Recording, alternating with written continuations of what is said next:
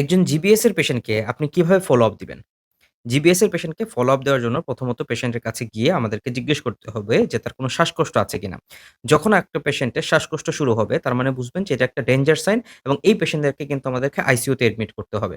এবং এই জিনিসটাকে অবজেক্টিভলি আরো ভালো করে বোঝার জন্য আমরা পেশেন্টকে বলে থাকি যে আপনি এক শ্বাসে ১ থেকে গোনা শুরু করুন। অর্থাৎ ১, ২, ৩, ৪, ৫, ৬ এভাবে পেশেন্ট গুনতে শুরু করবে এবং এক শ্বাসে যদি সে ২০ এর পরে পর্যন্ত গুনতে পারে তাহলে মোটামুটি আমরা ধরে নেই যে সে ঠিক আছে।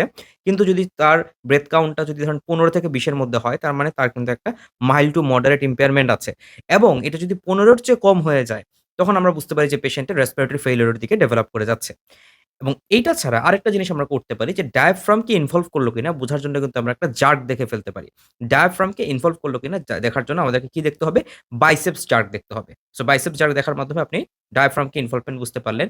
এছাড়া পেশেন্টের অটোনমিক ইনভলভমেন্ট আছে কিনা বোঝার জন্য আমাদেরকে দেখতে হবে যে বিপি কোনো ফ্লাকচুয়েশন করে কিনা। হাইপারটেনশন বা হাইপোটেনশন অথবা পোস্চুরাল হাইপোটেনশন পেশেন্টের আছে কিনা, পেশেন্টের কোনো এরিথমিয়া আছে কিনা বা কার্ডিয়াক রিদমে কোনো অ্যাবনরমালিটি আছে কিনা। এবং এর পাশাপাশি পেশেন্টের যে উইকনেসটা এটা কি গত দিনের চেয়ে আস্তে, আস্তে উপরের দিকে উঠছে? সাধারণত জিপিএস এ যেহেতু অ্যাসেন্ডিং প্যারালাইসিস হয়, তার মানে তার উইকনেসটা কি প্রোগ্রেস করল কিনা? এই জিনিসগুলো যদি আমরা দেখি তখন আমরা বুঝবো যে জিবিএস এর পেশেন্টটা ভালো বা খারাপের দিকে যাচ্ছে। তার পাশাপাশি আপনি দেখতে পারেন যে পেশেন্টের ডিভিটি হয়েছে কিনা